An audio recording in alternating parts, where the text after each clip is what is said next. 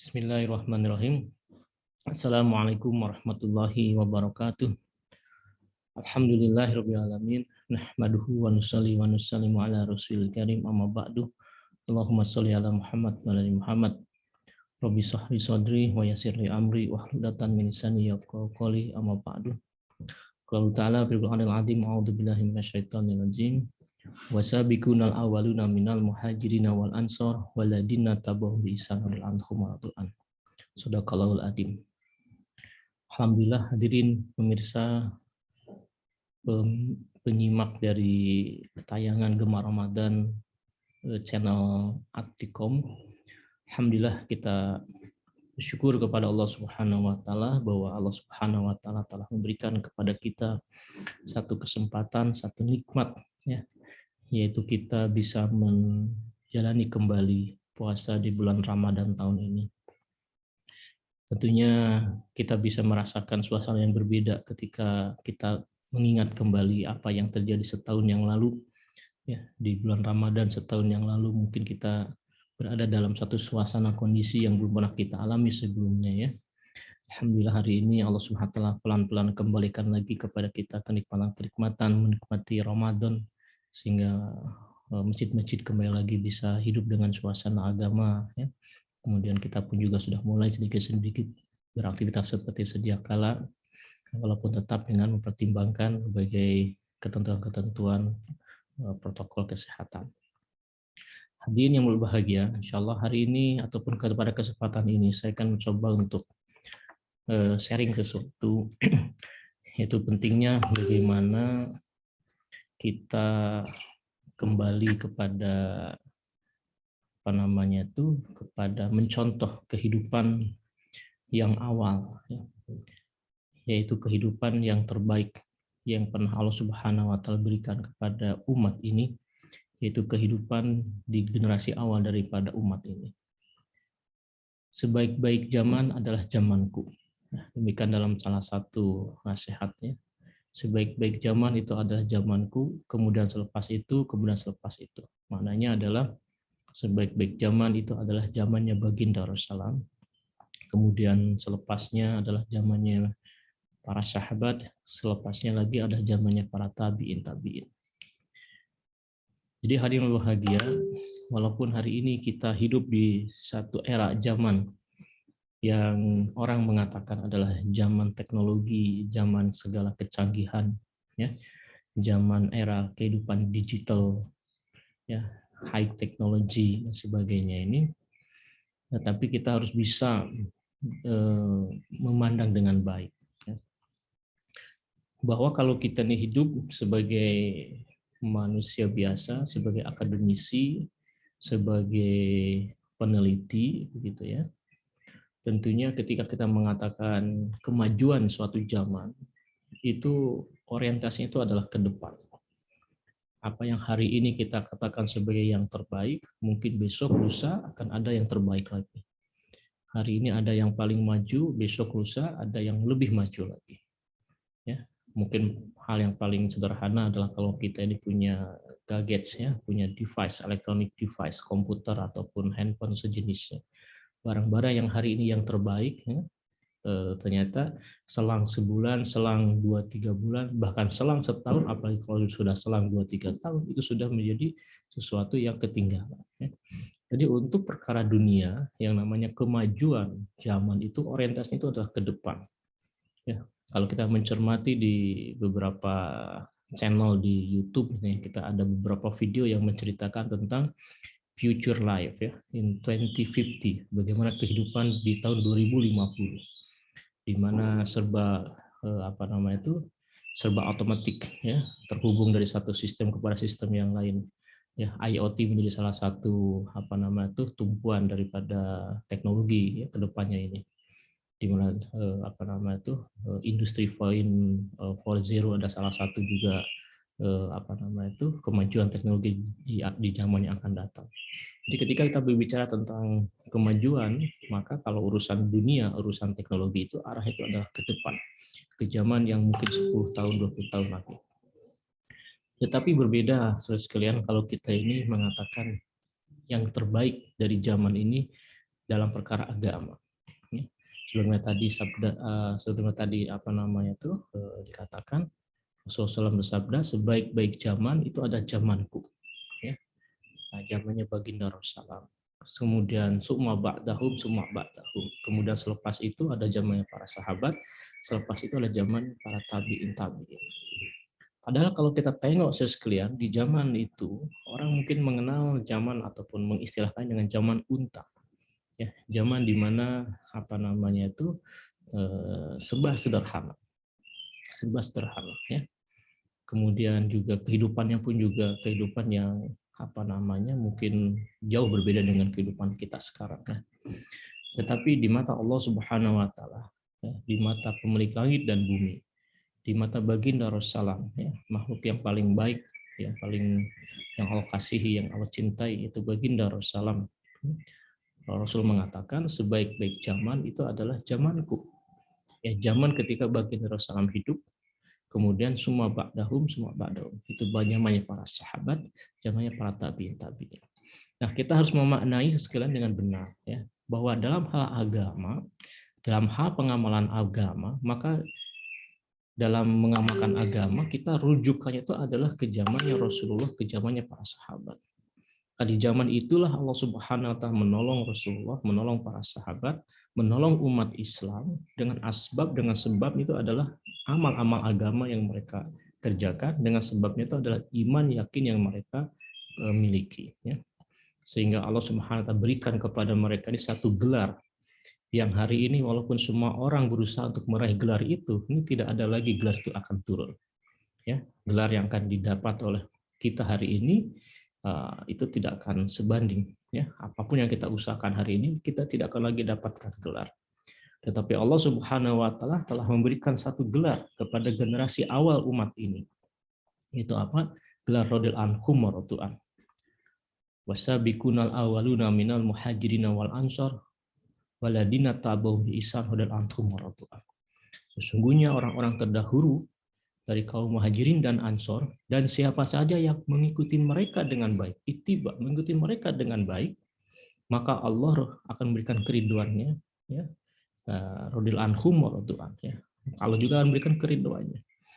Jadi hari ini kalau kita mendengar ada sahabat disebutkan namanya ya, sahabat Abu Bakar radhiyallahu anhum, sahabat Umar radhiyallahu anhum, sahabat Utsman radhiyallahu anhum, ya, sahabat Ali radhiyallahu anhum, sahabat Abdurrahman bin Auf radhiyallahu anhum, sahabiahnya juga begitu ya. Sahabiahnya Aisyah radhiyallahu anha ya. Ummu Kulsum radhiyallahu anha, kemudian Fatimah radhiyallahu anha dan sahabat-sahabat dan sahabiah yang lainnya. Nah, gelar radhiyallahu anhum dan gelar radhiyallahu anha itu sekalian itu Allah Subhanahu wa taala berikan kepada generasi awal ya, para sahabat dan para tabi'in. Nah, kenapa? Karena mereka sekarang adalah orang-orang yang telah teruji keimanannya, orang yang telah teruji keyakinannya, orang yang telah teruji amalannya, sehingga Allah ridho kepada mereka. Nah, dalam konteks ini maka kita juga begitu, ya. Jadi kemajuan agama hari ini sekalian itu sama sekali sebenarnya tidak ada kaitannya dengan kemajuan teknologi. Ya, kemajuan agama hari ini itu adalah sejauh mana amal-amal agama itu bisa kembali lagi hidup di tengah-tengah kita, sebagaimana amal agama itu dulu hidup di zaman Rasul dan para sahabat. Ya. Nah, sehingga sebagai contoh saja secara sederhana ya, kita harus memaknai itu sekalian. Misalnya sekarang ya, kita harus menghidupkan teknologi itu dengan cara yang benar. Ya, jangan kemudian kita beralih ketakjubannya itu kepada teknologi. Ya, kita lupa kepada ketakjuban kepada pencipta teknologi, kepada pencipta manusia itu sendiri. Ya. Contoh saya sekalian, misalkan saja hari ini di bulan Ramadan, alhamdulillah ya, di bulan Ramadan, alhamdulillah hari ini adalah bulan di mana kita ini banyak membaca Al-Quran. Ya, alhamdulillah ya, masya Allah ya, dari waktu ke waktu ya kita membaca Al-Quran. Ya. Tetapi sekalian dengan kemajuan teknologi sekarang dimudahkan kita dengan Al-Quran ini. Ya. Kemudahannya apa? Sekarang alhamdulillah ada namanya Al-Quran digital. Alhamdulillah hari ini ada namanya tuh Al-Quran di gadget kita, ya, di komputer kita, di handphone kita, alhamdulillah ada semuanya. Tetapi sekalian kita harus tetap memahami bahwa teknologi itu adalah alat bantu saja. Teknologi itu adalah sarana penyempurna saja, tetapi hakikatnya itu ada tetap kepada apa yang dahulu ya Rasulullah SAW dan para sahabatnya telah laksanakan. Sehingga sekalian, sebaik-baik kita membaca Al-Quran ya tetap sebaiknya tetap berpedoman ataupun tetap berpanduan kepada mushaf Al-Quran. Ya. Nah, sebagai contoh saja sederhana, ya. Kalau kita ini mencium mushaf Al-Quran itu masya Allah, itu ada satu nuansa lain dalam hati kita. Kan? Melihat Al-Quran, membaca Al-Quran, mencium Al-Quran, masya Allah, itu ada sesuatu yang luar biasa dalam hati kita. Ya. Bahkan kalau kalau Quran itu terjatuh di lantai misalnya, dengan segala kemuliaan, dengan segala kehormatannya, kita akan angkat Al-Quran, kita akan cium tuh Al-Quran, ya, kita akan letakkan Al-Quran di posisi yang selayaknya. Ya. Kenapa? Karena Al-Quran dalam mushaf itu memiliki satu kemuliaan, ya, satu nilai tersendiri.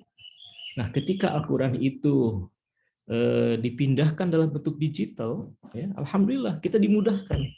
Kan kita bisa baca Quran, ya kan, anytime, ya kan, bahkan kita bisa men-searching, ya kan. Kita bisa berbagai macam modus ya. Kemudian itu ada. Tetapi kemudian itu sekalian sebagai sarana saja pelengkap ya. Tetapi yang inti yang hakikatnya itu kita usahakan tetap kita ini berusaha untuk memegang Al-Qur'an, melihat Al-Qur'an secara mushaf, ya, membaca Al-Qur'an secara mushaf ya, kemudian juga memuliakan Al-Qur'an secara mushaf. Sehingga akan ada kesan dalam hati kita. Karena agama itu sekalian yang utama itu bukan sekedar jasadnya saja, tetapi rohaniahnya itu yang utama.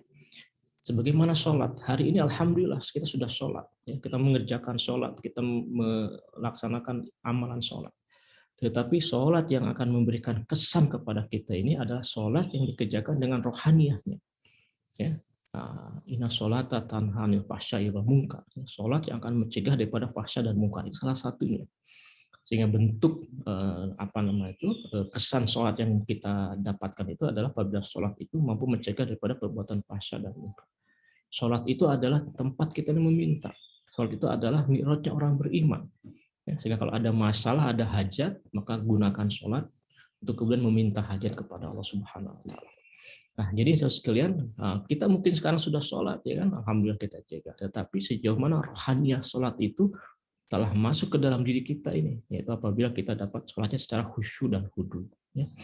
Nah, untuk itu juga sekalian pentingnya kita senantiasa kembali lagi kepada asas awal tadi yang saya sampaikan, bagaimana kita sekalian di dalam memandang kemajuan teknologi ini, ya, kemajuan teknologi yang masya Allah semakin hari semakin berkembang. Jadi jangan kemudian kita ini terkesan dengan kemajuan itu. Semua kemajuan teknologi itu adalah sarana yang sifatnya untuk memudahkan kita, sehingga dengan segala kemudahan tersebut, maka sebenarnya tidak ada alasan hari ini kita untuk tidak mengamalkan agama, ya kan?